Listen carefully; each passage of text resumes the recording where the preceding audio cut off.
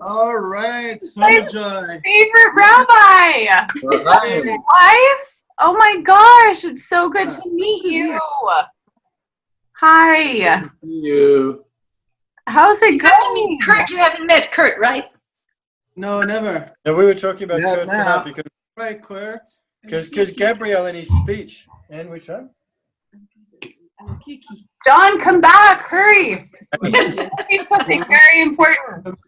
Yeah. Deborah. A very Deborah. important thing. C'est nous. And then John will come back. It's my also gosh. in Jerusalem. John. Holy, oh my God. I know, I'm like, cry. It's like so. Oh, wow. That is a miracle. A miracle from Jerusalem. So, The place that needs one the most. the lights here. Yeah, I need some better lighting for sure. Yeah. We were talking just briefly before as we get started, that in the video from Ethiopia, Gabriel uses the word interspirituality or interspiritual. Yes. And I was meaning to ask him where he got that from. And so tonight I did ask Gabriel where he got it from, and kind of just made it up, as it turns out, which is very, very interesting. He started using the term because it says so much more than interreligious or interfaith. And so of his own original accord started using it. Of course, I talked about Kurt and the book and Wayne Teasdale and the whole thing. But here we are. Wow. Kurt, meet Gabriel and Aji. And Aji meet everybody. Yeah, it's so good to meet you, Aji. I've heard such wonderful things about you as we were going along on our journey in Ethiopia next to your husband. Yes, thank you very much. Thank you. Yeah, I meet people all around the world who are using the term interspiritual because it came up in that same way, inter joined to spiritual. And many are not even aware of the whole 30 years of work from Thomas Merton, Raymond Panikar, Thomas Keating, Wayne Teasdale, and the origin of the word in Wayne's writings made official in 1999, which is such a pivotal day, right on the cusp of the millennium. He wrote his book that was subtitled Finding a Universal Spirituality in the World's Religions, and that's where it was officially coined. But it's interesting, Thomas Merton had a different word for it. He called it the mystical communion in Latin. Matthew Fox called it deep ecumenism. Raymond Panikar called it the intra-religious experience. And now it's everywhere. So it's very interesting that it's just a no-brainer because, as we say, it's actually the edge of evolution of what happens to religion and spirituality as we go global and multicultural. It just goes interspiritual. So you just were right on it. Well, it's fabulous that you can bring such a, authoritative history of how that word. But the other dimension of it is it's breeding into science. There's a marrying of science and spirit. It's like spirit is becoming pervasive in our culture in ways that we've never seen before, or at least ways that in my lifetime, and touching in bringing us together in incredible ways. Thank God. Interesting enough, Evolution Institute issued a new definition for the scientific community just about a year ago that defined, because scientific community always struggles with what is spirituality. So Evolution Institute said it's about interconnection. Anything that's about interconnection, that's spirituality. And so the scientists immediately got that. I mean, ecosystems are all like this. Quantum field is all like this. So everybody's figuring that out. So it's a revolution. So powerful. I think we need a campaign for a new Earth. Who has an idea about that? I just want to acknowledge too that our tour guide is also. Yes. Hi, Jos. Hey, Yos. Good to see you. Yos is, of course, much more than a tour guide. He's a man of great heart and spirit himself, and we building bridges between different communities, and has done a lot of work here in Israel and Jerusalem with the deaf community from Europe, bringing them here and engaging Palestinians and Israelis here in that context as well. So he's coming with us tomorrow to Jordan, and he's with us the whole time here in Israel towards Judea, Jerusalem. So it's all coming together. And I should point out also that Aji apart from having the honor and wonderful job of being Gabriel's wife, is also It's my honor. a philosopher, and an interfaith activist and a social campaigner, and is doing amazing work in her own right as well. Okay, Ben, I'm drawn to. I have to say something. Okay, here, a couple very personal to me. So you've married the rabbi. First of all, I feel like you don't need to hear this, but I have to say it. Your husband is unbelievable. He represents Yes. Tout le monde dit, je vais le croire. And it's very personal for me, and I'll tell you why. Because my daughter lives in Ramallah, Oh, really? and You'll meet her on Wednesday. she's been working with the Palestinians to create peace in Israel. Yes. And boundary spanning is very challenging to do. And the courage it takes to be who you are and to be the couple that you are, the vision of us finding our way out of this separation. And you have a challenging issue with Allison, my daughter, because she said to me, they need to support the BDS, right? Right to the heart of the matter. And, to be normalizing, they don't need more normalization. And how we balance justice and peace and how we really address this issue is really like right in my face. And that you would be here on this call and that we as a group hold the seed of the possibility of finding a way out of the dissonance. Maybe so. I'm so thrilled and so grateful. My gosh. And it's such an interesting synchronicity because it's 2:00 here, and I spent my morning with Philip Helmich, who's the director of Peace at Shift Network and the head of their yoga summit, and we were just shooting the videos for the Shift Yoga Summit that are integrated with our UN International Day of Yoga Committee special, which comes out on June 15th. So yoga is all about unity, and when you look at the magazine we're doing on what yoga communities are doing globally, interculturally, particularly at the grassroots level, for all of the gaps that are in so many cultures when it comes to real care and well-being. So there's obviously this amazing groundswell across spirituality, which of course is the heart of religion. So here we are. Yeah. Friday morning for me. And when you talk about yoga meaning union, and then I think about the word religion meaning binding back, and if we could just realize that we are all inextricably bound to one another, it could change the whole conversation. Well, like it was when the wall went down, you're like, whoa, if there could be a breakthrough in Palestinian-Israeli relationship, that is the kind of event that could really transform the world. Because I think everybody knows that is like the most intractable, it's so visible. So the possibility. It's not only that, it's the heart of the world. Jerusalem to me, is the broken heart of the world. Yes. So Rabbi and Aji are healing it just by being there. I can feel it from here. It's like Bringing their cultures together. We started something. It's still pretty rare. I mean, you don't find many couples like ours, but I think it's just a beginning. So some guys have to take on, jump to the water. And so we jumped and we started swimming so that others may follow us and won't be afraid to do that, the same thing. I think the most important is to show an example. We have nothing to do, we just have to be. As you said, John, being is just the key. So let us be, and let us be this strong symbol of unity and faith and love, and that if we can succeed to do it, everybody can. We're not better than anyone. Anyway, so because we fasted the whole day, we still have prayers to pray and get on the program. And so have a good Shabbos Blessings of Shabbos, blessing of Ramadan. Ramadan Kareem. Before you go, Rabbi Gabriel and your dear beloved Aji, could you answer one question before you go? Okay, well, hold on. Okay, hold on. Let me make him the spotlight here. Okay. So it's wonderful. We have this like bonus in this panel of actually the three of you. It'd be great to hear from the three of you if you're going to stay as well, Jos. Do you believe that is it possible to create peace on earth by 2030?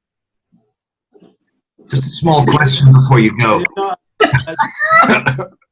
I believe you can. What's the question? Can you? Sorry, I just got so excited to ask you. No. You say can you build or can you bring the peace or Can you create peace? create peace? I mean, my belief is that it can be created right now. I mean, tomorrow. You don't have to wait for 2030. So 2030 is pretty far away. So it may be just good date. If we do it before, that's okay. I'm not going to complain if it happens before. Right. And I know it starts from within. You know, it's like when the wall, the SSSR wall. I mean, the Russian wall got down, or the peace, the apartheid stopped in South Africa, and things happened within a very short period of time. So, things can happen in a very short period of time. Yes. Even here in Holy Land, between Israel and Palestine, peace can happen very fast. I mean, you just have, we just need someone like Mandela with an hour of courage, and things can happen and change. And if things can change here, they can change everywhere in the world. So I'm really pretty optimistic, and maybe peace will happen before. Inshallah. By the grace of God. By the grace of God, may it be so. And because we do nothing, we cannot do nothing. We just have the power to choose. Yes. So God do things anyway. Yeah. Yeah. So, okay, no, thank you so much for sharing. I have water in my brain, so I mean. Okay. All right. Yeah. Hebrew, it will be more easy. Yes, I just want to, Aji, do you believe peace on earth is possible by 2030? Tu crois que la paix est possible sur Terre pour 2030? On espère et on prie beaucoup pour Est-ce que ça. tu crois? Moi, j'y crois. She believes it. Moi, j'y crois. Yes. It's possible. Because we are very optimistic. I mean, we believe it. Vu que le monde fonctionne par cycle. On a des épreuves, on a beaucoup de cyclisme, des cataclysmes, des guerres, tout ça. Mais à un moment donné, il faut qu'on revienne à la paix. Donc moi, j'y crois. So she's a philosopher. So she said that the world goes by cycles, and all the time you have a cycle. It has to, on what time to like close up, and the closing of the cycle is peace. So you may go through episodes of war and violence and so on, but at the end it will close up and there will be peace. So that's her reflection on it. And you know, the peace game we're playing is based on the Hopi prophecy that says it will be 1,000 years of peace. La prophétie Hopi qui a 1000 ans de paix. Yeah, definitely. Perfect. All right. Yes. Good job. Thank you so much. Right. What you Praise keep? the Lord. Wonderful to meet you and to see you. We talk about you so much, Rabbi. The video is so We perfect. really do. You're one of All our right. stories of The our dancing rabbi. yes. No, and that the video comedian. is Don't say it. My wife is. We have video of it. We have video.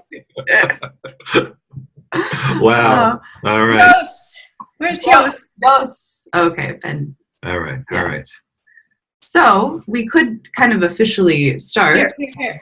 Oh, you got Yash now. Yes, Yes. good. Yes. Hi. Hi, I can see you.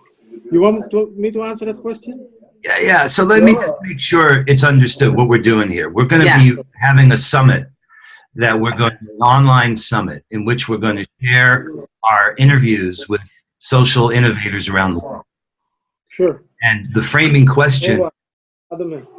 Sure. framing question is about how do we mobilize social innovators and youth of the world to achieve the sustainable development goals and create peace on earth by 2030. So the question Summer's asking is, do you think it's possible to create peace on earth by 2030? Well, I really believe that everything that's happening today are effects of causes that were created yesterday. And so everything that will happen tomorrow are effects of causes we create today. And sorry to say that I don't see a lot of causes that could lead to peace. But like the rabbi said, things can change very rapidly, and the future is absolute unknown. So if the right causes emerge, then peace is possible. Yeah, why not? Well, what do you think most stands in the way? Sorry? What do you think most stands in the way? What are the obstacles? I don't know. If you are here, maybe 2020, you will see that on every corner, people are fighting and claiming their rights and talking about themselves and me. I own this. I need this. It's my God. It's my. I think that sense of ownership people tend to claim is a big problem, because you deny other people's rights or beliefs or ideas. I think I see that here a lot. Yeah. But I can tell you, in Ethiopia, for example, when you were there were a lot of things boiling politically. People were fearing a civil war. And on the background, I was talking to Ben almost every day about the situation. And 1 week after you left, the state of emergency was announced, and the army was mobilized. It almost went wrong. Right now, things changed radically. There's a new prime minister. Everyone is very optimistic. And there's really a feeling in the air that good times are coming and peaceful times are coming. And even the groups that were arming themselves are disarming now. And there are no more demonstrations. And people are engaging in conversations about what happened in the past and how they should continue. In only a few months, the whole atmosphere changed there for the better. So yeah, it's possible. Things can change quickly. Yeah. It looked really grim back in November. And now it's very optimistic. Yeah, that's fabulous. There's a good example about how all of a sudden the landscape can shift. Right. Yeah, it was one decision of a prime minister who decided to step down and leave it up to the people to choose to choose the next one. If he decided to hang on to power, it would have gone down the drain and would have become a civil war. So one decision of one man at the right time can make a very big difference. Fabulous. That's perfect, Jos. Thank you so much for sharing that with us. It's really powerful, especially I didn't know some of that after we were. Well, we didn't tell you on purpose, but Yeah. there were things boiling there. Yeah. All right. Well, thank you for the work you're doing, and we look forward to experiencing the results of it when we're there in Jerusalem in February. And we're going to be working between now and then. We're building a global peace wave that's going to launch on the September 20th, 2020 with Unity Earth, part of the caravan that will launch a decade with the UNESCO and others to achieve the global goals as defined by the UN and experience peace on earth unlike anything we've ever seen before. Amazing. And you're Good in luck. it. Yeah, Yes, you are a part of it. All right. So much. Thank you, Jos. Thank you. All right. I like this format to have the spotlight. So Okay. and then That's fine. Okay. Fabulous. So that's a great modeling, guys. You just got what you're about to go through, okay? This is like the bucket challenge. Everyone's going to get peace on earth sprayed over them. And it's great to hear that we got the gift to have the rabbi and his wife. Yeah, absolutely. And we're just really grateful to be here with all of you that really, truly represent the heart of Unity Earth and so many great branches that come from that. But those of you that are here, we really are excited to have a panel conversation with all of you with, you know, what's really up in the sort of sea of the world, of the greatest sort of what Deborah was just saying, like the heart of the world. that we were just in the land of origins of Ethiopia together, and now there's Ben and where Deborah says we're the broken heart, which is such a profound way to communicate that. And we're really thrilled to be in relationship with all of you as we're developing how we work together as we move forward in all the great work. And it would be really great to hear from all of you of that first question that we asked the rabbi. Yeah. But here's what I suggest we do, though. So you guys got the format, but let's pause for a second. I'm going to keep the recording going, but the partnership with Unity Earth is so fundamental, and now the partnership with David and Gail, after having this experience you guys that are on Facebook must have seen, that I want to make sure that Unity Earth gets as much out of this opportunity as we can offer. And I want to make sure you also kind of get the slight iteration, kind of the evolution of what's happening because of this last weekend and the experiences. David brought folks from Santa Barbara that we've been working with, and we also was on this incredible call with Aziz Aresh in Kabul. And the rollout of the game has taken another step forward as a result. David brought out like 15 people. In fact, he was going to invite, he was encouraging you, Ben, to be there, to their last publicly offered empowerment workshop at the Omega Institute. And, with that said, I just want to just keep you guys in the loop, and also want to pause for a moment and make sure you get, that this is exactly the kind of opportunity you want to use it for. And I want to give you a chance to shape it so that it serves your best interests as well. I had one quick question. The audience here is the public. This is not an internal conversation, right? Right. Well, exactly. What we're planning to do, the way we're going to build Sign is quarterly summits, web online summits. And what we're talking about is with the Empowerment Institute, having each summit organized around a particular action associated with creating peace on earth by 2030. So this first summit will be July 11th, 12th, and 13th. But then the idea is to do one each quarter up until September 20th, 2020, as a way to continue to grow the membership and network of people. And I see us as demand creators for the offerings, the assets of Unity Earth. So the magazine, the radio show, the festivals, everything that's in the works, the campaign for New Earth. So that's how I see this fitting together. And that's the game that we've been talking about will be launched on September 20th, 2020. And to have millions of people sign up to play over that next 10 years. That's kind of the thinking, kind of a grand strategy in all this, right? And I just want to add that we recently, just a couple days ago, changed the dates. We were going to actually launch this summit in June, 12th, 13th, 14th. But we realized in the time of all of it that we needed a little bit more space to really fine-tune these recording conversations. And it was all happening really fast. So we had just adjusted the time to doing it in July. And the other piece, too, to these summits is that we see them in alignment with the moon cycles. It's just something on a deeper level. It'll be launching on a new moon. And it'll be a 3-day summit. And we see that there will be 4 sort of sections each day of the 3 days where there'll be 4 different waves to ride, as we say, playing the wave, as there's this stream becomes a wave for the world, and in each of these different conversations. Some are panels, some are a single conversation with one Sign member. So that's just a little bit too, as we're preparing. We actually have a lot more time now. We've put it into July. So just a small note, June 13th is the countdown, the beginning of the 100-day countdown to the International Day of Peace. Fabulous. Fabulous. Okay, so then here's the thing, guys. Just a note. Right, if we had this social practice, this compassion game we're calling Let's Make Waves, we could make a wave around that.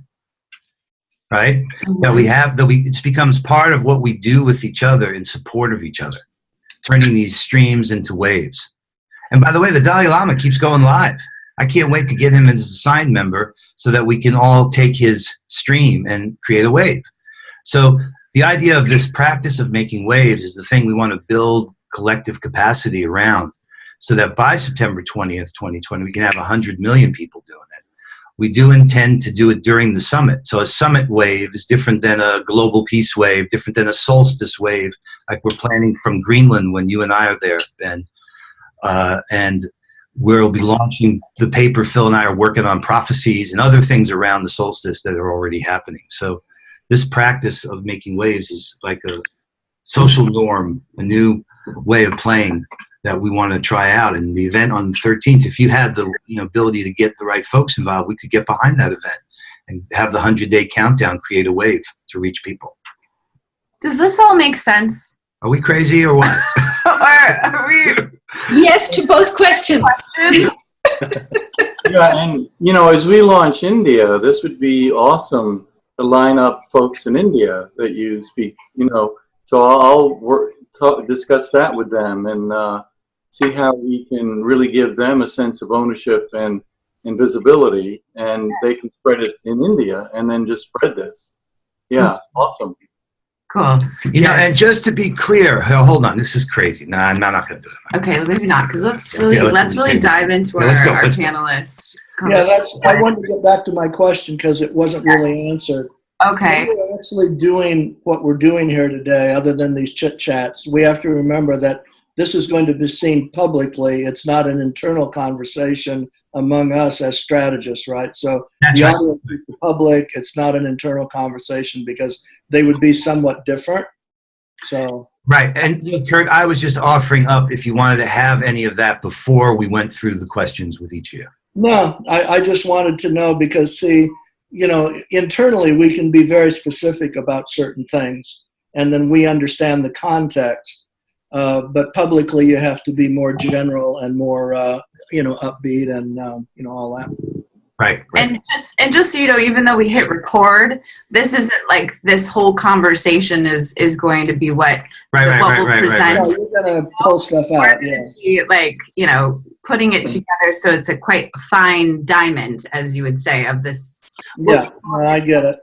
Okay. We've passed you guys the torch, a number of you, some on more than one occasion. This is kind of like a similar thing. We'll create a video around your expression in response to these questions. What were you just about to do, John? You're about to dive in and do something, and then you stopped yourself.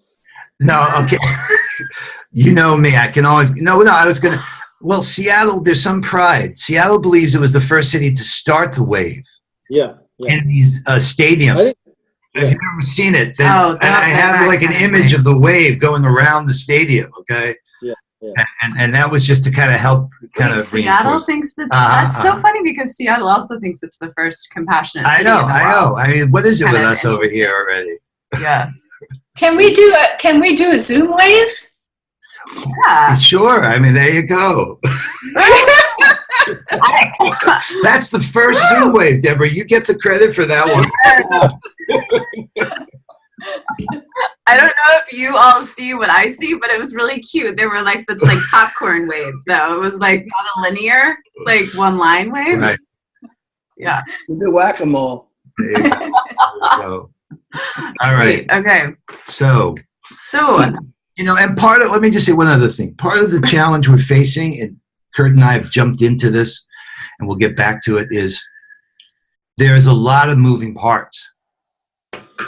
And being able to kind of knit the network means you need to know the network and creating these visualizations of it. That's why the Kumu maps, that kind of activity for me is really worth it.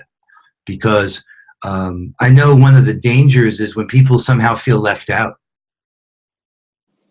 Where there's even an inadvertent gap so that they feel separated from the ongoing wagon train, it has an effect. So the cohesiveness is just so important. It really is, and it's really one of the hardest parts because complexity increases, and then coherence needs to increase with it. So let me just say this to you guys. I've never said this before, but I want you to know I honor and I'm committed to each of you. And if you're ever not included in something, know that that's just because it was just like a missed thing. There's nothing there. I love you like you're me. And I ask you to love me the same way. And let's have that bond between us. Right. And I'm going to promise to try to make it with these tools easier and easier us to make sure that we're all in it because we're all doing the work. But even I just saw it a minute ago, Deborah, you were so right, because Deborah's contributing to that paper too. So when I mentioned Phil's paper before, I forgot to say that Deborah was a contributor to that. And that's not because it's not so. That's just because of the limitations of how we comprehend and manage the complexity of what we're trying to pull off here. So maybe if we have that bond that we know, that we're committed to each other, that when that happens, it's never seen as a slight, like it has been in the past. Beautiful. That's beautiful, John. Beautifully said. Absolutely. Right with you. Great. I got your back. I know you got mine. And I want to say I have all your backs too. And an example, we were just testing something that we're thinking about doing on this summit that's called a watch party. And have any of you heard of watch party yet or know about it? It's like a way of watching, kind of creating a convergence space live. On Facebook. It's a Facebook feature. Yeah. And you take videos, and it's almost like watching a movie together in a sense. And it invites people together at that particular time, wherever you are in the world, and watch videos together. And so I was testing it on our Facebook page. I don't know if any of you tracked that. It was just a couple days ago. And I was sharing a lot of videos from Ethiopia and just Unity Earth and a lot of stuff from there. And anyways, but it's just one of the tests we were doing for this summit. And it just naturally, Unity Earth work comes into that space all the time. So yeah, we've been unified. So you know. We've been unified. I'd like to respond to something that John said a moment ago about how he loves us like himself, and each and every one of us, and anything that might be perceived as leaving someone out or a slight or any of that mustn't be, because we have to know that we're there for one another in a very profound and unified way. And I think that that is actually the hallmark of where we're going as humanity. If we all felt that way about one another, then let me say, when we all feel that way about one another, we will have peace on earth. And there's no reason why we can't have that by 2030. Mm-hmm. Yeah, that's what it'll look like, is caring about everyone. And that's the golden rule. Mm-hmm. Treat me the way you would treat you. So, you've just expressed that for this group, but that's it. If we can model that even as a small group and in other groups in our lives, then we can go out in the world and be a whole-on of that for the whole human family that we are. Mm. Beautiful. God, Deborah. That's Unity Earth, yeah. And that's the winning the compassion game, right? Right, yes. And then it's normal that we wave together and that we build waves together and we are each other caring in the most way. Just it's the norm. That's what I see when you say that by 2030. That's just and inviting everyone to be part of it. Mm-hmm. No one is excluded unless they choose to be. Mm-hmm. It's an open invitation. Yeah. So let's keep going with Deborah. This is so good, okay? And what we have it on our end, you're the spotlight, and we have the gallery view to the right. So, shall we? Yeah, it'd be great to get into these questions for the summit. Absolutely. That's so perfect. Yes, and so I hear you do see that it's possible. Do you think it's possible to create peace on Earth by 2030? Yes! It's happening already. Yeah. The consciousness of humanity has been advancing so rapidly over the past several decades that we have reached the point where war is already obsolete.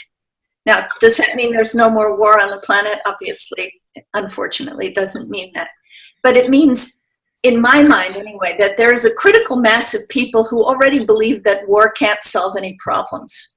That it's a terrible tool for trying to achieve peace, which is usually the goal of a war. I mean, how crazy is that, right? So now, even in general, people are starting to look at war as, oh, do we have to do that? Is it so urgent? Are people suffering so much that we have to intervene and we don't have the right tools to do it in a way that doesn't cause suffering the way war does? So, in other words, war as a last resort. That's a huge advance in human history over war being glorious. And, you know, in noble families, at least one son was, you know, carrying the banner and off to the military, and seeing our soldiers go off with parades and come home with parades and honor and glory. And now we're finally seeing the truth that the soldiers go off in all good conscience and bravery, and then they come back wounded inside, whether or not they're wounded on the outside. And it destroys people, not just the people who are killed or injured, but everyone who's part of the war. So in that sense, I feel like we are moving toward peace on earth in a way that can't be stopped, because it's part of this awakening in human consciousness. That war doesn't work, we have to find ways to work together as one human family. So I think the compassion games, for instance, are a great example of how people are starting to work together all across the globe to create peace. And Unity Earth is one of those efforts, having U-Day festivals with different people of different faiths and musicians and joy in different parts of the planet, but not isolated events. Collectively, we're building a field of compassion, a field of unity, a field of peace. And it's such a joy to be part of that. Ah, perfect. My gosh, Deborah, that was perfect. Thank you, Deborah. Wow. I'm writing down, so you have when a gift. When you speak, you're like, you speak these kernels of like pearls that just I mean, I need told to be Deborah, like put on a necklace, kind of. That's how I feel about all of you, that you do that. you know, not only was the rabbi great in that video, but what you said, I told you the other day, in that video, that I'm so glad that Ben captured and shared that part, because the way you talked about the humility we brought to Africa. And then they and the saw respect us. of- I like, it's like embedded in my brain. That you really moment have of the that video. gift, Deborah. So You really powerful. have the powerful channel flows so brightly through you. My gosh. Awesome. Well, there you go, guys. Uh-oh, the compassion game is on. Who wants to step up next? So let's pass the Create peace on earth. torch of one love to maybe Yanni. Sure. What's your answer? Hold to on. that? Let me get the spotlight on Yanni. All right. Wow. It's so clear, too. Hi, Yanni. So, peace. What is peace? Most people don't even realize that peace is possible. They don't see it within themselves, and therefore they're not able to kind of imagine that it would be, so to speak, outside themselves, because what's outside is inside. And what I found is, and what I'm seeing, and what I think is really amazing, and it fits into a bit of what Deborah was saying, is how over the last number of decades, all these inner technologies have arisen. Well, they've been there for millennia, but they've come out of the esoteria and into the mainstream. And therefore, more and more people are realizing that, one, there is a place of peace within them. And they begin to experience that. And when it's an experience, it's real. And then they begin to realize that, wow, maybe that is also possible not only within me, but with everyone, because I am everyone. And then one starts to model that, and then one gets into relationship, and of course we exist only because we're in relationship. We aren't unless there is other, but then there is no other. There is only one. But it is somehow both this and that, a relationship and a oneness.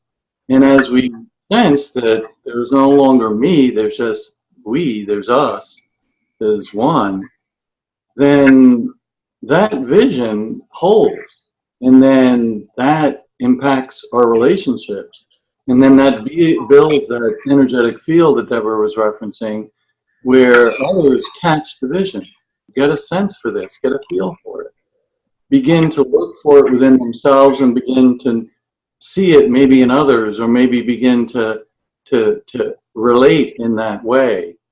And that's fire. Once the kindling is ready, the kindling is there.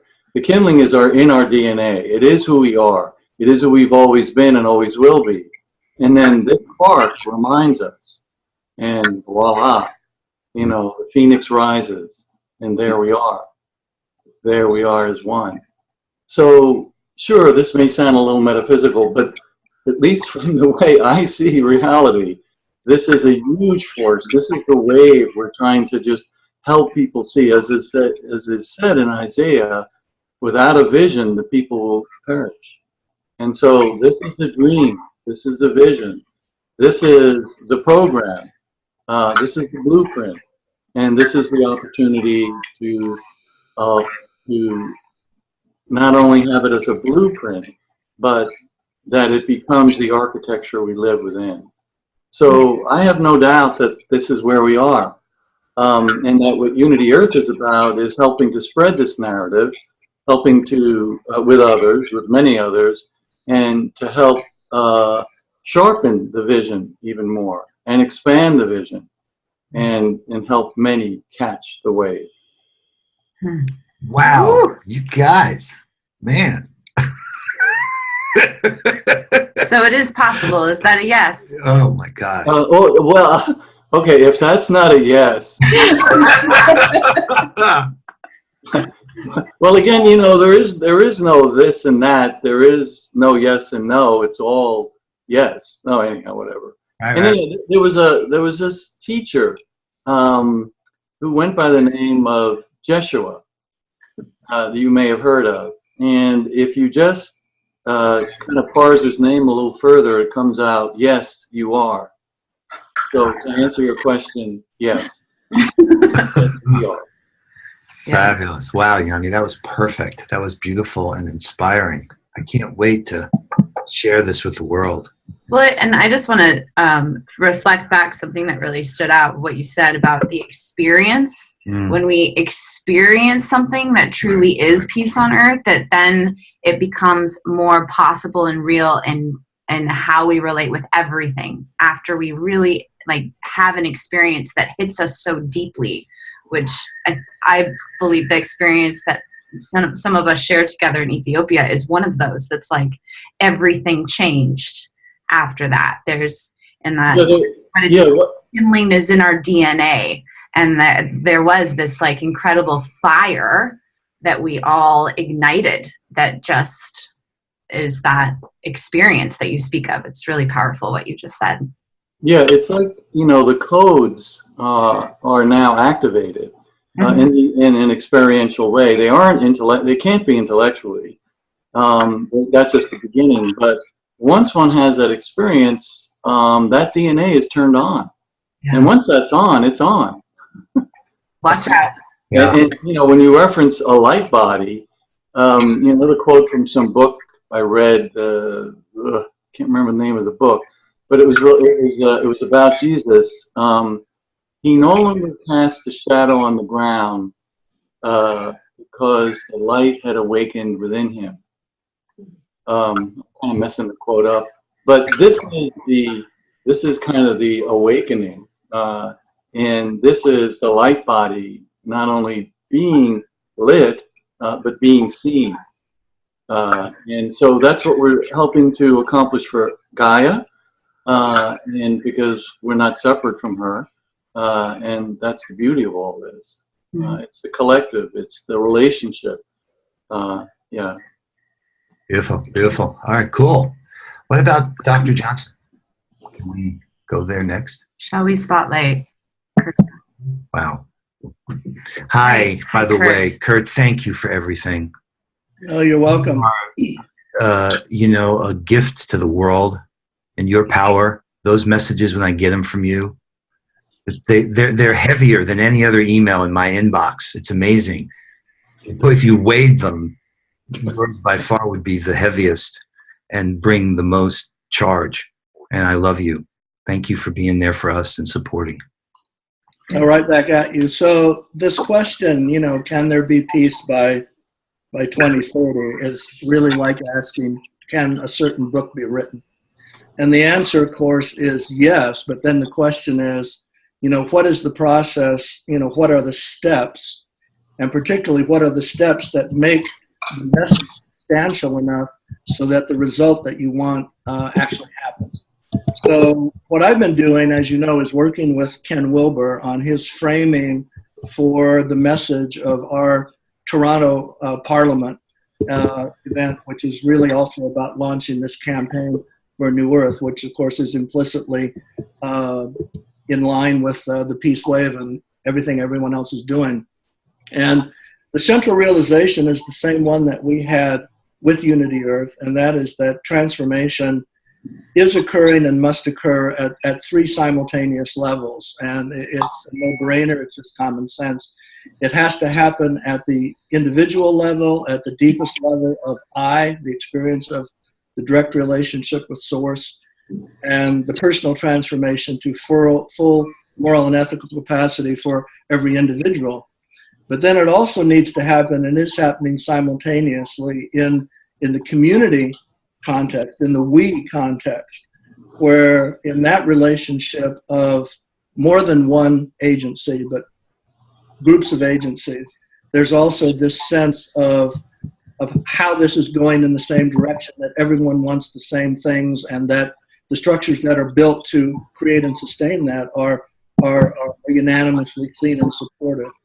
And then the tough one, and I'll say more about this in a moment, is it has to go on at the institutional or the objectified level, at the level of institutions and religions and nations and countries. And this is where the difficulty comes in, because of not only multiple agencies, but because of multiple ideas, which by our human nature, all of those groups are tending to think that their ideas are the best. So if there can be an understanding across our movement that there are certain basics, and one of those basics is that transformation is taking place and must take place at those three levels. If you go back to your experience in Ethiopia, what was wonderful about it is that you saw that there was transformation simultaneously taking place in that event and in that community at all of those levels. So that's one realization that the whole world has to have, and that we're all together in the same boat on that. And the other one is the question of whether there are basic statements or mantras that we can all agree on. And the simple ones I think we all agree on that have entered our conversation are waking up, growing up, cleaning up, showing up, and linking up. And that actually parallels what I just said about where transformation has to take place. So waking up has to take place at the deepest level, as Yanni said in his commentary, at that deepest level of the spark from Source. And then the growing up has to happen in the community, in the we, and in the institutional community, so that we're building a world that reflects those values that have arisen in the awakening, and that we're not okay with some type of disjunct between those two. But then we also realize to have waking up and growing up happen, we've got to clean up. You know, we've got to heal, we've got to forgive, we've got to actually, you know, get rid of all those files that have, you know, caused all the mishigash.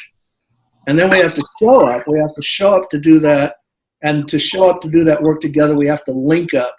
So we're actually using this mantra that Ken started with waking up and growing up. Dustin Perna added cleaning up and showing up. And now we're adding linking up. Now, what's interesting is that where the problem is, and it actually goes back to what Rabbi was saying earlier, is that you can do a poll, and they've been done, 99.999% of the world at the I and we level all want the same thing. They want an environment of safety in which every person and their family and their intimate group has the right for the pursuit of happiness and the pursuit of well-being and fulfillment. Everyone wants the same thing. And so I and we tend to agree very easily in this process in the sense of what peace would look like by 2030. But the rub always comes at that third level. It's at the institutional level. It's at the level of objective ideas and enforcement and entrenchment that very often that spirit gets lost. Now, a good example, real quick, is the Arab Spring.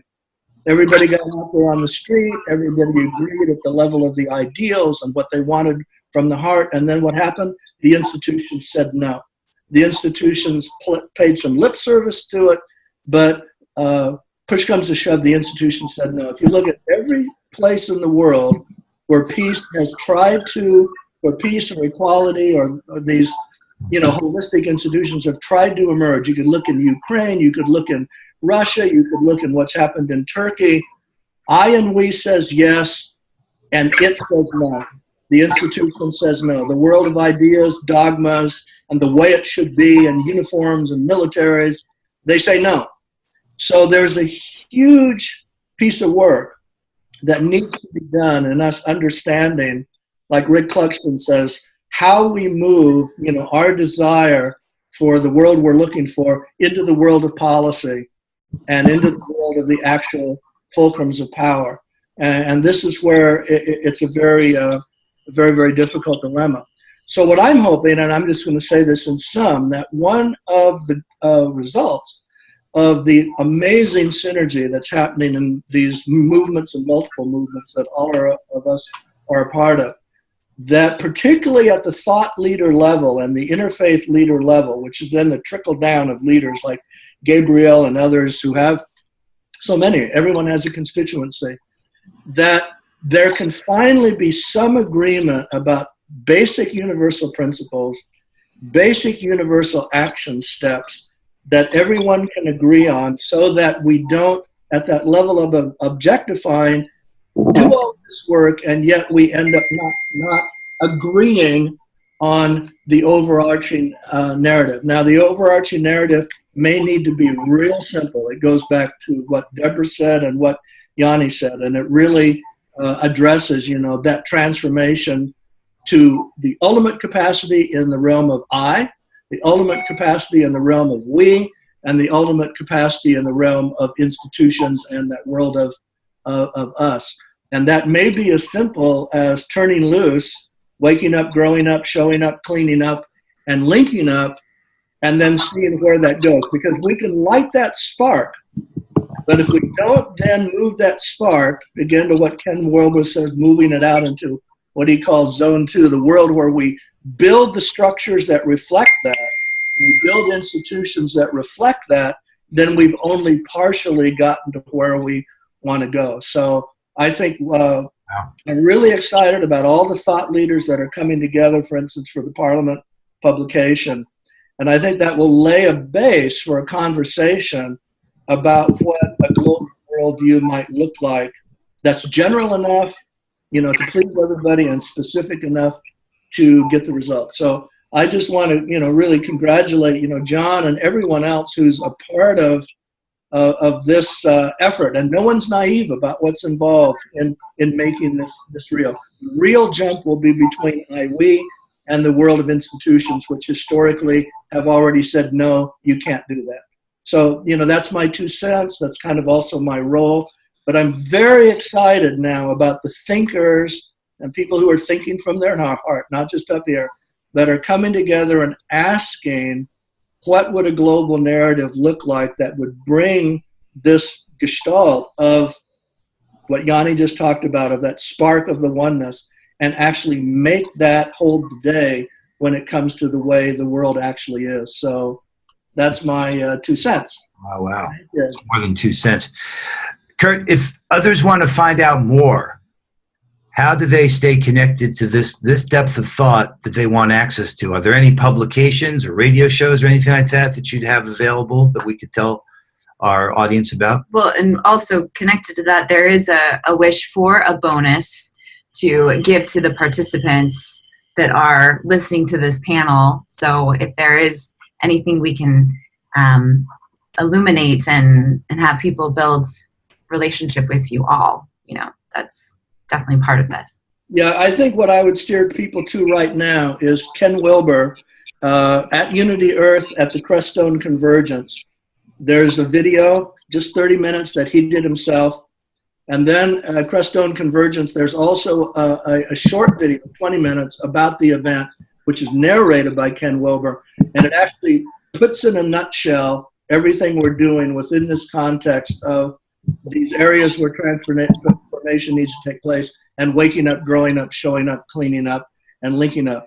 And then the other thing I would say that it's very clear to me now that as I prepare my contributions to the Unity Earth Center, I'm going to be wanting to take the interspiritual message and the integral message that I've already worked up for those presentations and link them in to the campaign for a new earth and this vision of where all these heart thinkers are going with what will activate that to the new level. That'll bring interspirituality and the integral movement into this track of the peace wave and the campaign for a new earth in a way that actually addresses the very questions that you just asked. So that's what I would say at this point. But those videos at Crestone Convergence at unity.earth, bingo, really wonderful. Great. Fabulous. Perfect. Good. Perfect. Perfect. Awesome. I just have one more question to ask you, Kurt, that's connected to another. You actually answered 3 questions there, which is so amazing. But one thing that comes to mind when you say the wake up, grow up, clean up, show up, link up, what do you see is the most challenging of those that maybe gets in the way collectively or for people? What do you think out of those is the most challenging? Well, let's just look at it historically. Like Ken Wilber says, waking up has been around for millennia, ever since the Buddha and other awakened persons. Waking up in the I space has been around for millennia. Yeah. But we never put it together with growing up, building the world that we want to see that reflects that, until, let's say, after World War II, when the global civilization arose. Mm-hmm. And then those wars happened, we realized that if we don't create the world that reflects those values of waking up, which is what growing up is about, then we still have this schizophrenia. Once we make that linkage between the waking up and the growing up, that we have to have it at the I level, at the community level of we, and also at the institutional levels of cultures and governments, it's all got to be centered on those same values. Then what comes in is to realize that the way to get there is you've got to do the cleaning up. You've got to do the forgiving. You've got to do the healing. You've got to do the re-energizing, lighting that spark that Yanni was talking about. And then you've got to show up. It's not enough just to have that experience of cleaning up. You've got to show up and say, what we're doing now here is actually a big show up, explosion of show up. That's what Peace Wave is. It's what Campaign for a New Earth is. Where it says, let's do it. The Nike commercial. Yeah. But you can't do that unless you do number 5, and number 5 is link up. And of course, link up requires, when we come into this space where we're working together, just call it non-egoic or outside the ego, or that it's about the evolutionary purpose of the group.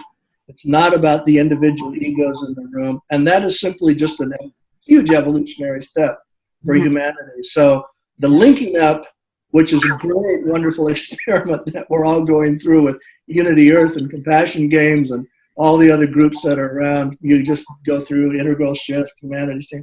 So this is a part of what's unfolding. So those seem to be the logical steps. Well, and the connection of linking up with SIGN. This is the Synergized Impact Network Exchange. Yeah. I mean, so the need for these structures and the structures themselves are arising at the same time. Absolutely. Absolutely. Practice. As Ken Wilber says, it's an all-quadrant phenomenon all the time.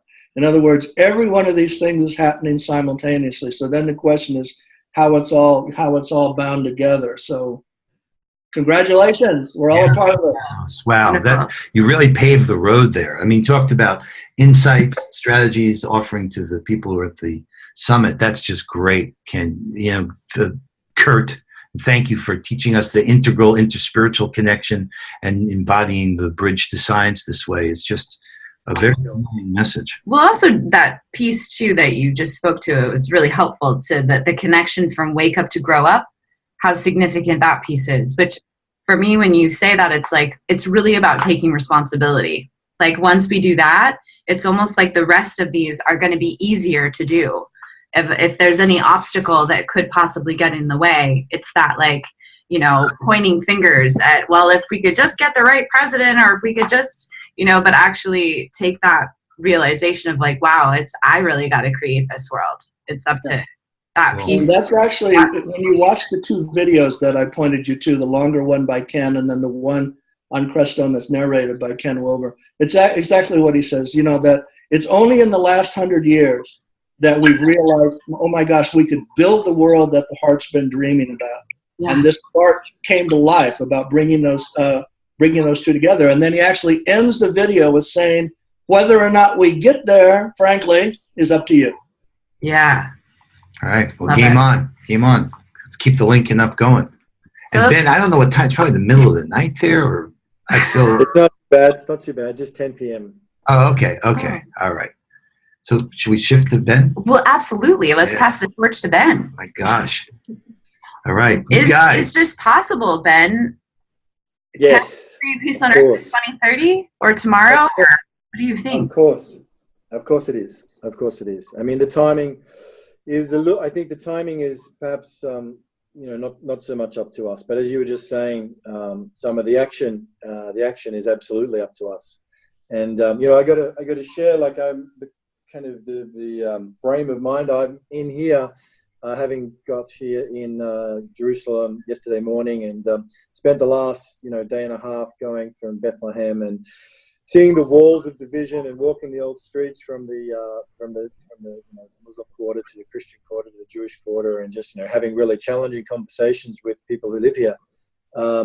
Is that I guess I'm sitting in the middle of a lot of challenge around this. And so, myself as an activist and as a spiritual activist and as a part of this whole emerging spiritual solution, absolutely in the very core of my being, know that it's possible. And yet at the same time, in this very moment now, I'm also aware of the enormous challenge. And I think Kurt touched on it. But prior to sort of talking to that, I do want to say what a beautiful, beautiful messages we've had so far from Deborah and Yanni, absolutely glorious, and Kurt really laying that out. And yeah, there is a challenge there, but there's a lot of, there's a huge challenge ahead of us in order to really get this done. Because there's the metaphysical side of it and the heart space, and we can have peace now, and peace is now. And that's true. And you can have peace on earth in a beautiful moment of meditation, or you can have peace on earth in a great piece of music. But in terms of what we're talking about in this conversation of actual lasting world transformation, history making, culmination of all sort of things and lines of evolution coming together to a planetary system that is designed for peace on earth, we got some work to do. And this challenge, I know one of the follow-up questions is, what are the challenges to it? The challenge of the vested interest. It's a tough one, guys. It's a really tough one. And, we're going to have to really get strategic and energetic. And it's beautiful what we're doing here, because this sharing, this linking up, John and Summer, and congratulations to the direction you're taking this in. It really is, beautiful and perfect. And these ideas of waves going around the world, it's going to take all of that. And it's going to take a huge amount of resources, well applied and strategically directed in order to, over time, for us to rise enough in our consciousness globally that the desire to live by the golden rule, 99.9% of people say the golden rule is great, but how many humans actually living by it day in, day out? And the power of the vested interest, the power of the status quo, the power of inertia, it's not to be underestimated. I think there's a happy balance here between saying yes, it's inevitable, peace on earth is our destiny, and the scale of the challenge before us is significant, and it's going to take, as I've said already, but just to repeat, it's going to take a real concerted effort, strategic, directed, coordinated, cohesive in order for this to really unfold over the next years and decades ahead. Yeah. Well, you know, Kurt named it as the institutional level. You talked about vested interests. Is there any way you can imagine that we might be able to overcome these challenges? Well, of course, John. I'm a born optimist, and you know, and I feel that in a sense we do need a miracle, and we need a series of miracles, and we need a flow of miracles, and we need an outbreak and an eruption of spirituality and consciousness, and we're seeing that. We're seeing this. We experienced it in Crestone, Colorado. We experienced it in, for those of us that were in the Return of Mungo Man, we experienced it in Ethiopia and so many others. It sounds like you guys had an extraordinary experience on the Memorial Day weekend with people coming together. So there is enormous and infinite reason for optimism as we see, you know, people coming together with a true desire and a heartfelt desire to find solutions, and we will prevail. Of that, I am sure. And at the same time, the scale of the challenge before us is a vast one, and it's one that's going to take time to unfold. In terms of how long that takes, I kind of have a sense that in a way that's not really up to us. What is up to us is what can we do now, and that's what you guys are doing. You're taking action, you're providing inspiration, you're connecting people, you're facilitating a conversation, which is so creative and so generative and so pulling in that direction. And in a sense, that's what we're working towards at Unity Earth too. Like, we've been doing these events on the road to 2020, which is a build-up of spiritual energy around the planet towards, you know, Jerusalem in 2020, which is going to take all the energy we can muster. And then, of course, this, you know, trip across the US and culminating in events in New York. And it's all beautiful. But to what end is it really driving us? And that's where we've, you know, come to this place of feeling that it's really going to take a campaign, a global campaign, a coordinated, well-structured, resourced, skillful campaign for nothing less than a new Earth, which is what it's going to take. There's a sense that there's a quantitative sort of gap between where we are and where we need to get to, and that's true, but there's also a qualitative gap. And this, it feels like, is that spiritual quantum leap that we talk about. People talk about, you know, the transcendent or the consciousness that it's going to take to get us there. So absolutely, we're up for the struggle, we're up for the challenge, we're up for the adventure, we're up for the journey, and it's going to be, I'm sure of this, and it already is, you know, the greatest ride ever. So we're right there surfing the wave with you guys, and I do believe it's possible. I want to see it soon. And I'm looking forward to working together with Compassion Games and, you know, Unity Earth and everybody else in this conversation to finding solutions and executing and getting the job done. Yeah. Well, you talk about needing to show up. Yeah. Ben, you show up. I mean, you're in Jerusalem right now. I mean, we just saw you in India. We were together in Ethiopia. We're going to be together in Greenland. If we honor what Kurt's telling us, and if the choices we make matter, and I believe they do, you are choosing to show up. You are building the vision that has us link up. One of the things calling for a couple of miracles is not a bad idea right now. I just have to say, and that's been guiding us in all this time. Just imagine. I wanted to finish up. Okay. We're working because of you with the guy who ran around the world with the peace torch, and that connected to the lamp of unity and the compassion torch. And there's been so many signs along the way that we're not doing this alone.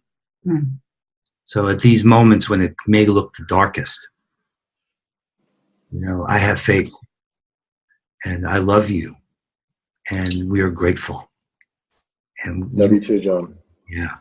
One other thing I just want to say too, Ben, is that you reflect, especially in the show up and like grow up, you reflect a way of being that you don't just show up in one place. You have a way of showing up in a very multidimensional way that is so present in so many places at one time. And sometimes it boggles my mind, but it also is such a affirmation of how we can do this work in a way that doesn't exhaust but you have a way that you are lifted everywhere you go, that there's this In WhatsApp, in Facebook. I mean, you're there Yeah. taking care of everybody. and your family, see you're that. a father, you're a husband. Like there's this way that it's very, very beautiful to witness, in this way that there's so much that we have to do sometimes that can maybe seem overwhelming.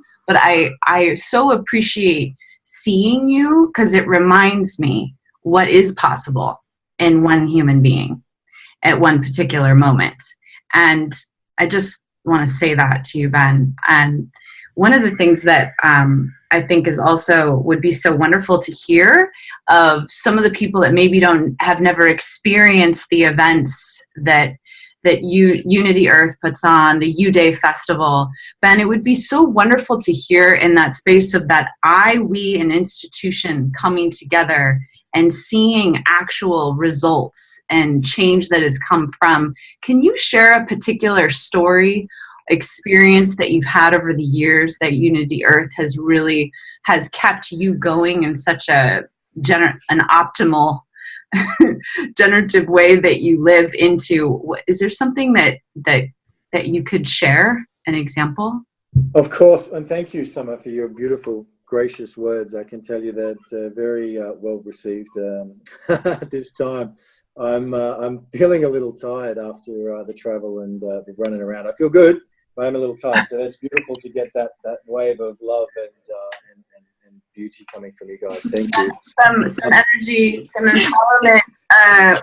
These are tinkles. What is I it? tell you, in some sense, it doesn't have to be that hard. I mean, one of the most amazing experiences I've ever had was with this, in Australia, returning these ancient human remains. And the reason I touch on it in answer to your question is because our entire approach to that event, where we had created a concert around it, which was a free event, and we had Aboriginal people coming from different parts of Australia, dancers and singers and different groups coming together, which doesn't always happen, particularly often. So it was a very powerful one. And of course, we had some international guests and the European Australians and other Australians from other origins.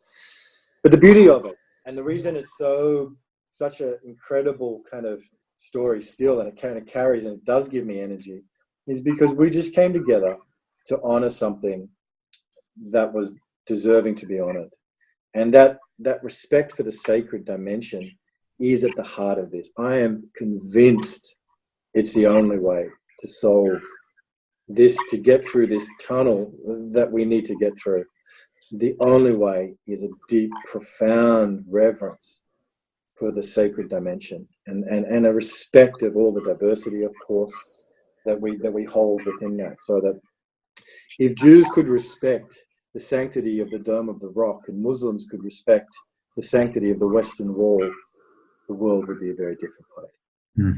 And just in coming together to respect the universal through our own forms that we hold, be they ancestral or be they religious forms or be they spiritual or off planet or whatever people are into, but those forms that are representing the actual essence of life and the essence of spirit. As we as a human family come together and respect that as it's represented through nature and earth and all of the revelations and all of the lineages, then the field of unity is created. And in that, it's the transcendence which gets us through. And I've experienced that in Lalibela, and I've experienced that in Mungo. And I'm praying for the day that we all get to experience it here in Jerusalem. And I know and I feel in my heart that that day is coming.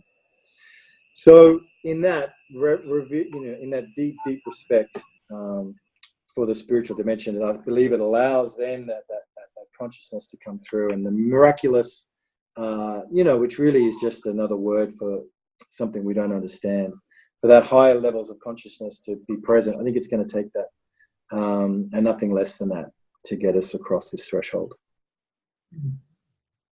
Wow. Wow. Wow. That's for the history books.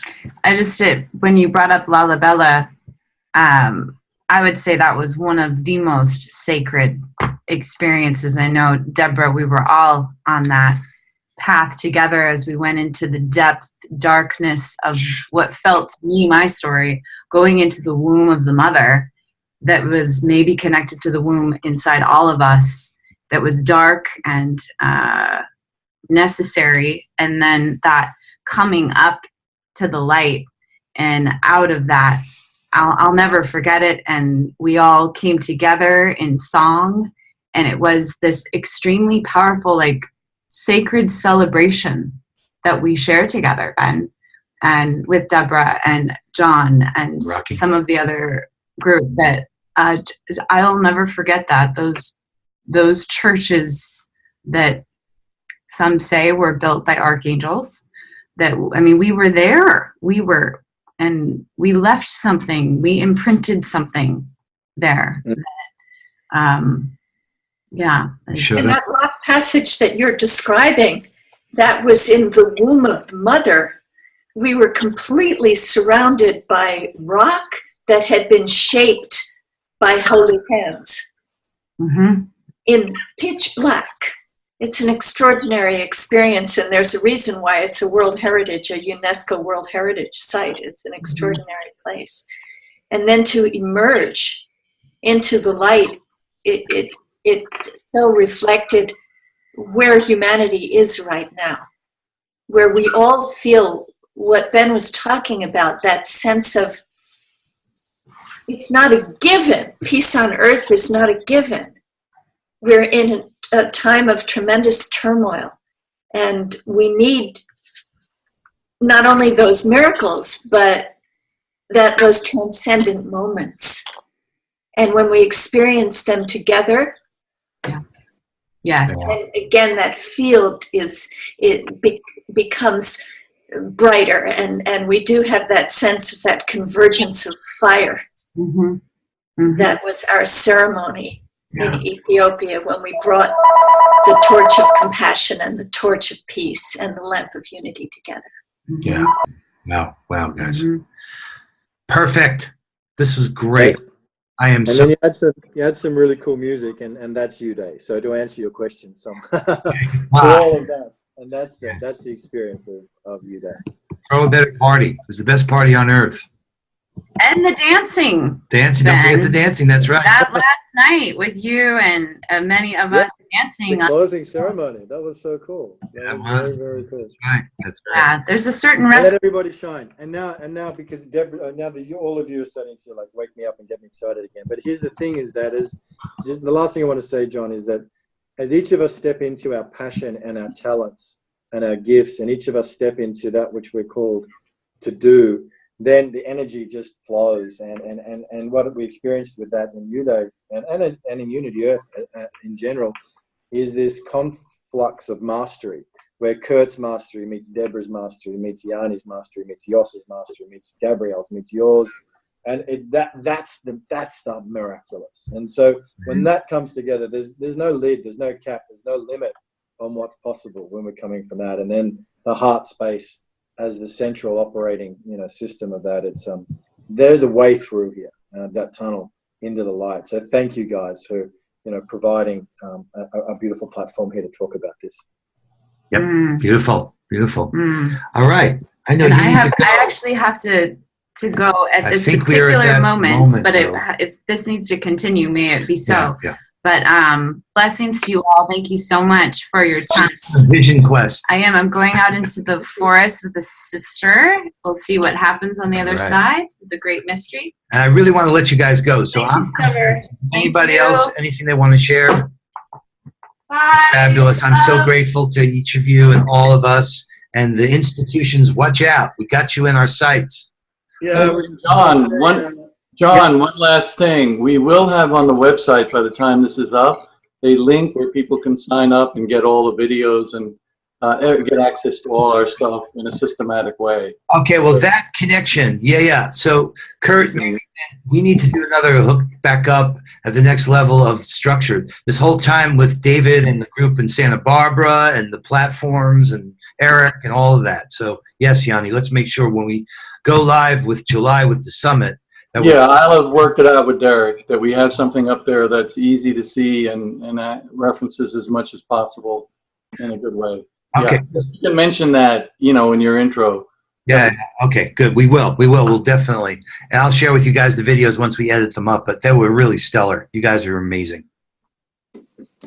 I was going to say it's an interesting lesson that while we're having this discussion, that Trump and the head of the North Korean secret police are meeting at the White House, that this level of the institutionalization of bullies at the fulcrums of power in the world is just so obvious. I mean, I and we all agree on, yeah, the spark is lit, everybody loves everybody else, blah, blah, blah. And yet the fulcrums of power are in the hands of not only murderers, but in the hands of people who are seriously, spiritually, and mentally unfit. Yeah. And it just shows that that's an anthropological problem. That shows that Homo sapiens is still enfranchising power, exploitation, and survival of the best fisticuff competitor. And that's going to have to be evolved out of. I think the global question, if others were looking at us, ETs were looking at us from another planet, this would be what they're seeing. Can that species that's all been about this, can it actually go to this? It's a huge step because it's so deeply ingrained. You just see it in the sense, like I said, at the White House today, you've got maybe two of the biggest bullies in the world meeting to decide what the world's going to look like for everyone else. Yeah. Well, there's problem solving, then there's problem setting. And the power you have in framing, the fact that we are reaching the point where it's getting clearer and clearer, what the problem setting makes it possible for solutions to emerge, like a campaign for New Earth, like the global people. So, it's actually encouraging to me that it's so clear what you're saying. It's so clear we know what we need to change. You can't change it if you don't know what you need to change. So at least we're getting clear on what needs to change. We the global people, John. Yeah, we the global people. What is that? That was the name, because there's a video for the global goals, we the people, and I just like we the global people. And it's ours. I mean, there's nothing proprietary about it, but I just feel it speaks really well to the rising up of us. Sorry, my Vision Quest was canceled. Okay, you're back. All right. Well, we're going to let Ben go to bed. Yeah, in a minute.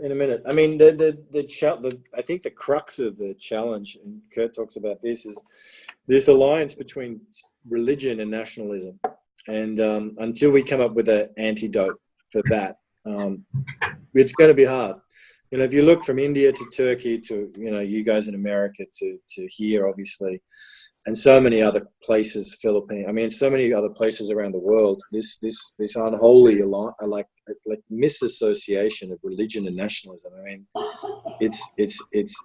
I don't know what the answer is, but it definitely is a really sticky problem.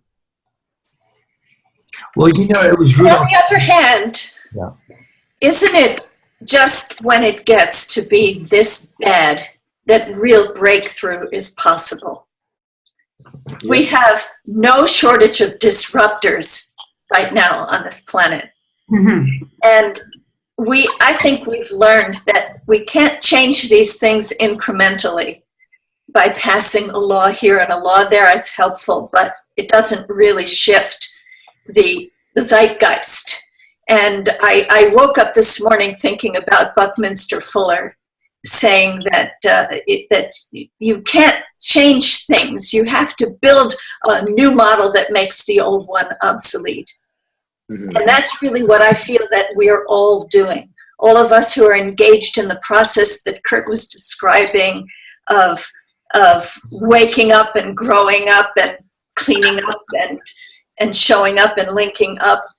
All of us who are trying to live our lives as the vanguard of this new consciousness, we are creating a new model. The model that you started off this conversation with, John, where we care about one another with no exception.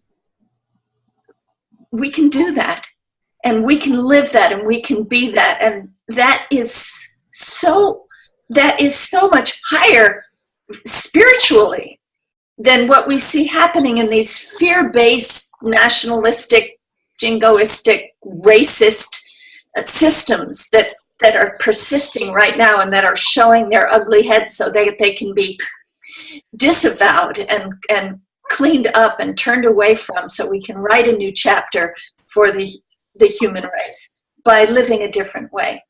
And you know, I so agree with Ben. It's not a small task, but so many of us feel we were put here to do this, that this is an act of service on all of our part, and it's a joyful one. So I know I'm not a systems change expert by any means, but I do think that if we focus on the goal, and if we create something that is so fresh and so compelling that it will magnetize people to it, that we have a real chance of building peace on earth. And as the generation of war starts to pass on to young people, look what they are doing, look what they are saying, and how they're linking up with one another all over the world. Something new is emerging, and it's possible. And may peace prevail on earth. You're on fire, Deborah. You're on fire. So beautiful. Yeah, you know, as we remember, we help others to remember. And we're remembering who we are. And when we remember who we are, we forget who we weren't. And so as we continue to do that remembering and bringing all those pieces back together, the remembering within ourselves and helping others see that as an example, that is what will transform the old, the stagnant, the unworn, the unkind that we're seeing. And yes, we have to create systems. And yes, we have to be realistic within it all. But for myself, as a doubting Thomas, that's my middle name, Thomas, I don't longer believe what I'm saying. I know what I'm saying. I know it not K, but with a G, noscere. I know it as it is because I've experienced it. And I know that that experience tells me that's who we are, not just who I am. So it is evolutionarily inevitable. And as Kurt was saying, as Ken Wilber would say, well, do you want it now or do you want to wait? And so we're here saying we don't want to wait. And we're trying to help others see that there is there is time to wait, but let's not wait. Let's do it now. So anyhow. And that's the challenge and opportunity that I think we've got ahead of us. And as you just said, Yanni, and Deborah so beautifully said about the freshness of the new, build something new that makes the old system obsolete. That's the challenge we've got ahead, and the beautiful opportunity we've got ahead over the next few months as we craft this campaign for New Earth and get ready for Toronto and get ready for the United Palace on February the 2nd, and really, take it to the streets. Which is where it's got to go, and obviously in collaboration with what you guys are doing, John and Summer, and all the networks that have been assembled through Kurt's amazing, gift and others who are in that space, including you, John and Summer, to really, get this message out there that change is coming from the grassroots up and that it's going all the way to the top. That's Campaign for a New Earth right there. So I do feel that optimism, and I do feel that that there's a strategic way through this, and the steps that we've got ahead of us from Toronto to New York, and then India, Jerusalem, and then back to America. It's all gonna play out. So bring it on. You're on. One of the things I just want to bring in, I'm grateful actually that I can come back into this conversation, is I think thinking about the event that happened in Ethiopia and the really tremendous waves of hope that I think so many videos and images of the different experiences that we truly were having together on such a profoundly deep level. One in particular story comes to mind of a woman that lives in Bellingham, and she was able to participate in this global convergence of fire meditation that was led from another partner. I'm forgetting his name right now. David Nicol, thank you. That led an experience where they were able to hear in from Ben and from Deborah and John, some of the people that were able to speak to what was really happening and bubbling up from truly on the ground, and then to be able to participate on a global level, anyone all over the world. And I know how instrumental it was for this particular person that's also a patron of the Compassion Games. And she said how powerful she felt that she was there with us. And there was this very powerful bridge and experience of being part of. And I wonder, as you're looking forward to the experience that will be the U Day in India next year, if you could speak to how you see and these possibly sign. I could see how powerful it will be that there will be waves that will be coming from India. I just wonder how you see the design of this experience of U Day in India, and how many people can be a part of it and help lift what's happening wherever they are in the world, right? It's like wonder if any of you could speak to that. Yes. Guys, Hi. I'm gonna call it a night because I'm very tired. I just want to share one thing. Yes. I was involved deeply in organization in Lalibela, but before you all came, I had no idea what to expect. And honestly, I was a bit insecure if we could deliver anything meaningful for Ben, because I knew he had high expectations, and I know my people, and I know Lalibela, and I was very insecure that we could deliver. And now I hear all this back from you. It really makes my heart feel warm, and I'm very grateful that it really touched something inside you. So thank you for the feedback, and I'll try to relay the message back to my people in Ethiopia and Please do. what I work with. Yeah. Okay, I'm going to bed if you don't mind. Good night, guys. Okay, good night. Bye. Bye. See you in the morning. We're leaving at 8 o'clock. We're leaving at 9 o'clock. We're going to Amman tomorrow. I mean, we're meeting the Prince of Jordan the day after, and there's all sorts of incredibly wonderful things happening. Shelley Ostroff here is just Fabulous. That's a gift. So, I mean, I'm going to let Yanni answer that one on India. Yanni? Actually, Ben, you made me think of, who was I speaking with that has some, when Kurt and I were on a call with the Charter of Compassion people, they have some amazing contacts in Jordan, so we'll make those connections for you. Help you get together on those. Anyhow, with regard to India,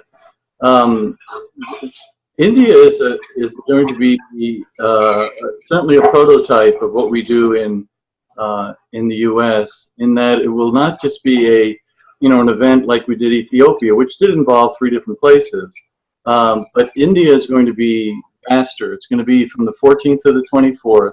We're going to start in Varanasi, which is the holiest city in India, right on the Ganga. And we're going to be a part of a festival, a Kabir festival, the Sufi poet. We're also going to be doing a lot of interfaith work with URI and all their contacts there. And we're going to be going into the depth of the spirituality of that place that we are, which is very significant. And I will answer your question, but I'll give you an idea of more what we're doing. Then we're going to go to Sarnath, which is nearby, which is a major Buddhist center, where we're hoping to have the Dalai Lama address us, or at least by video, John, we discussed this already. So that's one place. Then we're doing major events in Parmath, Nikatan, which is in Rishikesh, and as well as maybe some other places in Rishikesh, and then we got Delhi. Okay. But the whole thing with all of this is that we have a grassroots organization through URI and other contacts that we have, where we're building a wave of small events that we're going to be doing, on September 21st, other significant dates. Next year is the 150th birthday of Gandhi, so we're going to kind of promote Gandhi as a mystic and get people involved in that way. Guru Nanak's 550th birthday, and the chair of the committee that's celebrating that next year is one of our very close partners. And then also today, Ben, I find out in speaking with Patrick Carolyn that it's next year is the 800th anniversary of St. Francis meeting the Sultan and ending the, one of the Crusades. speak about, Muslim Christian dialogue. And so, Ben, the film and all that, but he's going to help us kind of make even more of those connections with India. Those people are more amenable than the ones in Jerusalem. And so what I'm trying to say there, and also when we were there when were we there? Last month. The amount of buy-in we had from the people that we met. One of a very eminent Hindu leader said, this is going to be the Woodstock of spiritual events. Because it's going to be a landmark. And so just as that had, we still, people still remember it. I was actually there, believe it or not. But people, that's an icon. And if you reference that, it's like, whoa, even my son knows what it is, And so we are capable of being that for generations ahead, of course, but in the moment.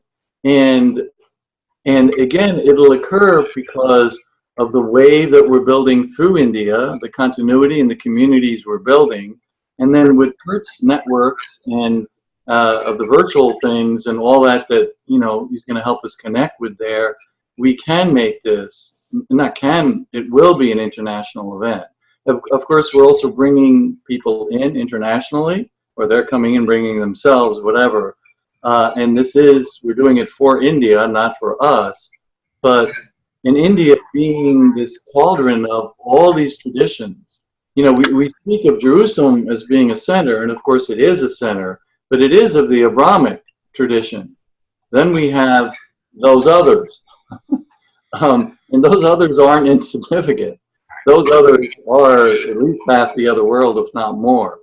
And so India helps represent that, as well as bringing together the Abrahamics and the whatever, and then showing that it's possible for all this to not only speak to each other, but to relate to each other at the heart. And it is through the music, the experience, and through the joy, and through the poetry of Kabir and Varanasi, through the connection in Rishikesh and Varanasi with the Mother Ganga, and through the metropolitan, through the experience in Delhi of Baha'i temples and Sikh temples, and it will be an opportunity for us to show to the world not only what is there, but what is possible. So I don't even know what your question was at this point, but no, that's all good. That's all good. I think it definitely answers the question. Oh, okay. It's beautiful, and I hope that part of that bonus will be a way for people to learn how to be a part of that Woodstock, as you say, of spirituality. Is that right? Yeah. Well, we're gonna label. Yeah, we're thinking of it. We're doing it. Yeah. We're making it happen. Yeah. And look at Ben. He's smiling. He just woke up. I love seeing you so fired up, Yanni. It's just so awesome, and absolutely, it's going to be broadcast all around the world. This is by the time we get to November next year, what Kurt did with Dave Nichol and getting that that beautiful event that you mentioned, Summer, broadcast out. With you guys and Sign and everything else, potentially the Unified guys is part of the amplification of that. Really taking that spiritual unity message, and where better than from the banks of Mother Ganga to really drum out. Yeah, around the world. The time has come. Yeah. And the pattern is that we synchronize globally while we organize locally. That's part of what I see is the kind of guiding idea here, is that what gets organized locally, and I think we should, anticipate these, like you guys already laid out, as a roadmap. There's a road here. And this pattern of organizing locally and balancing the Abrahamic faith with all the other faiths like that, Yanni, that's so key to this. And that people that don't get to go to India can still engage. So we synchronize globally while we organize locally. Which makes me think of, I want to say, Standing Rock. So many people, who's like an example, I feel like what you're speaking to here is that the Standing Rock movement, there were a lot of people that were able to go there and experience it, but I feel like one of the most important pieces is to realize what is the Standing Rock that's right below your feet, wherever you are in the world. that needs to be cared for. And I wonder, and this experience of this Woodstock of spirituality happening in India, for those of the people that can't be there, what can they, inspire in action of the Woodstock of, interspiritual, right there where they are? Can this be truly a wave, at that time? Of the dates are November 14th through the 24th, like game on, world, right? And that can be the epicenter of that happening at that time on the planet. How sign and so many of these waves can truly transform humanity over and over again. Yeah. Maybe so. Relentlessly. All right. I think that John and Summer, just the commitment to relentless,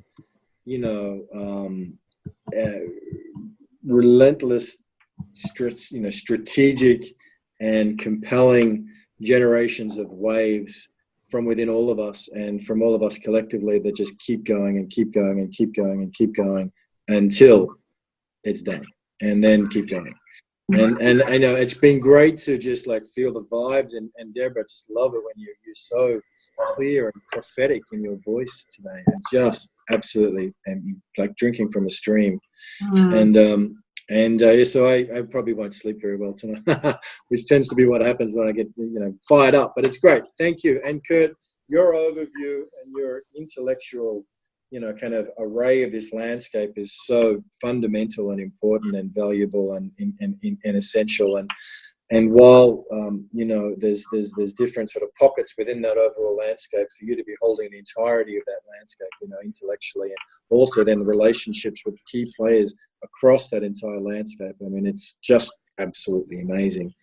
So I think when we put it all together, and teamwork makes the dream work. Teamwork makes the dream work. So thank you, Unity Earth, for all that you're bringing to this world as a solution to peace on Earth. Thank you for doing it, all of you. We'll see you in Varanasi. See you in Greenland. Well, we'll see you before then.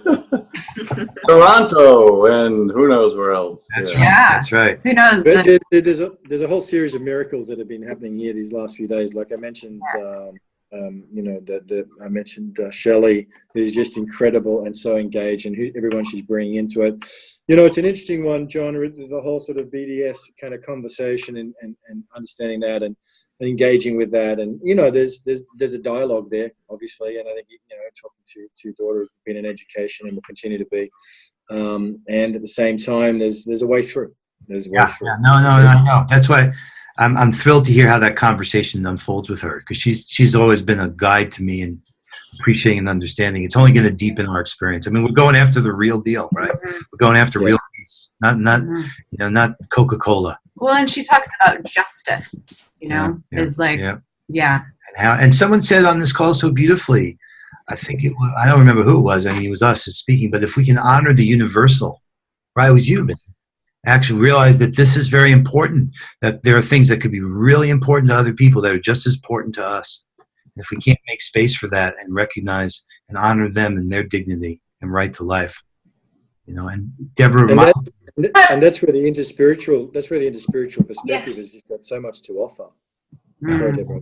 And I also want to give a shout out to the people who are listening to these videos, because some of us are so fortunate to be plugged into these international projects and be able to go and do phenomenal things around the world in the name of unity and compassion.